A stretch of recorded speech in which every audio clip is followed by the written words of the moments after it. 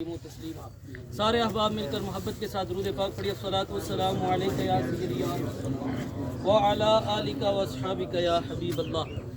اللہ تبارک و تعالیٰ کی حمد و ثنا حضور جان عالم نبی مکرم صلی اللہ تعالی علیہ وسلم کی ذات پر ہدیہ درود و سلام عرض کرنے کے بعد معزز شرکائے جنازہ، جیسا کہ آپ سب کو معلوم ہے کہ ہم سب یہاں پر سابق وائس چیئرمین راجہ فتح خان صاحب مرحوم، ان کی اہلیہ محترمہ ہمارے بھائی راجہ خرم صاحب، ان کی والدہ محترمہ ہمارے بھائی جناب راجہ ذوالقرنین صاحب، ان کی ہمشیرہ صاحبہ کے جنازے میں شریک ہے۔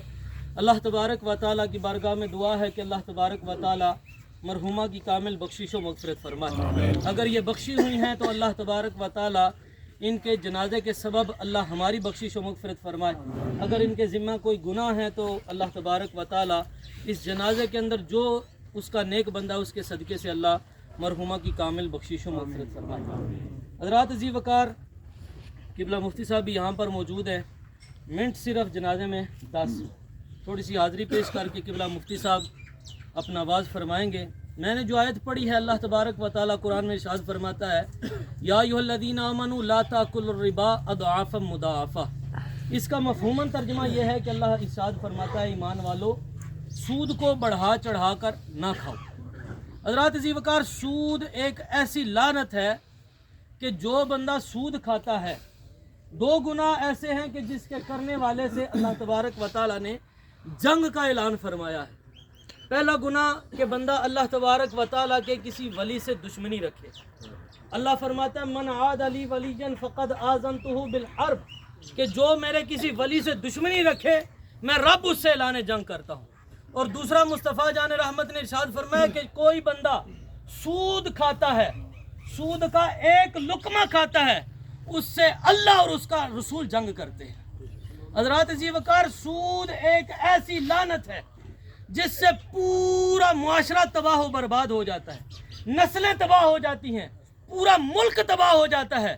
اور رسول اللہ صلی اللہ تعالی علیہ وسلم نے ارشاد فرمایا کہ سود کے اندر 70 گناہ ہیں، اور اس میں سب سے نچلے درجے کا گناہ ہے کہ بندہ اپنی ماں سے زنا کرے۔ سود کا سب سے نچلا گناہ کیا ہے؟ 70 گناہ اس کے اندر، اور فرمایا کہ سب سے نچلا گناہ کہ بندہ اپنی ماں سے زنا کرے۔ کون بندہ سوچ سکتا ہے کہ میں اپنی ماں سے زنا کروں؟ لیکن سود کھانے والے گویا اپنی ماں سے زنا کرتے ہیں، اور 70 گناہ اس سے سارے اوپر گناہ ہے، سب سے نچلا گناہ کہ بندہ اپنی ماں سے زنا کرے۔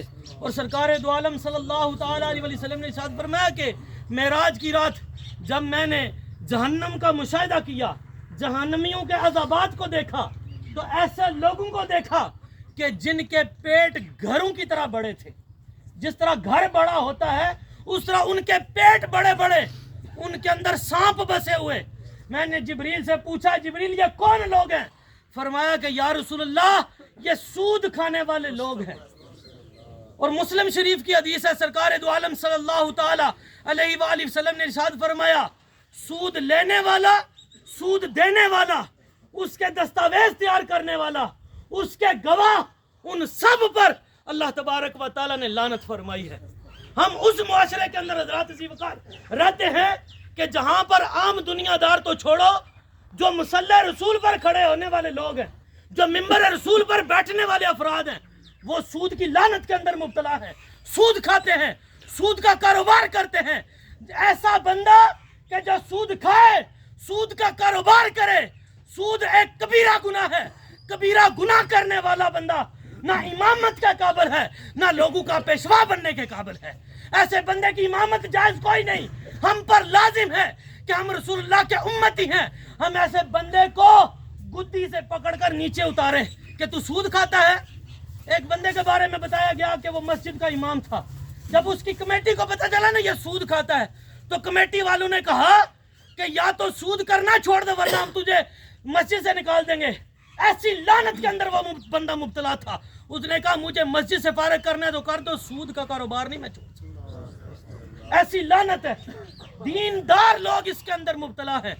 بظاہر تو لگتا ہے کہ ہمارا مال بڑھ رہا ہے۔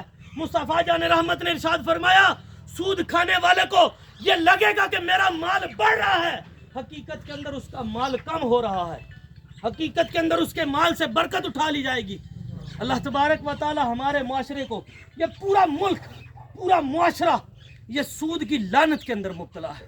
حضرات عزیز وقار سرکار نے ارشاد فرمایا قرب قیامت ایک وقت ایسا آئے گا کوئی بھی بندہ سود کی لعنت سے بچ نہیں سکے گا، کوئی بھی بندہ سود کی لعنت سے بچ نہیں سکے گا۔ یا تو سود دے گا یا سود لے گا یا سود کے اوپر گواہ بنے گا۔ اگر وہ یہ کچھ نہیں کرے گا تو سودی کے گھر جا کر وہ کھانا کھائے گا یا چائے پیے گا۔ کوئی بندہ بھی سود کی لعنت سے، یہ وہ زمانہ آ گیا، وہ آتا جا رہا ہے، ہم سود کی لعنت سے بچ نہیں سکتے۔ لوگ اس طرح سود کو جو ہے وہ پھولوں کا ہار بنا کر پیش کرتے ہیں کہ یہ چیز جائز ہے، حالانکہ حرام چیز وہ کسی صورت جائز ہو نہیں سکتی۔ اللہ تبارک و تعالی ہمیں اس لعنت سے بچنے کی توفیق عطا فرمائے۔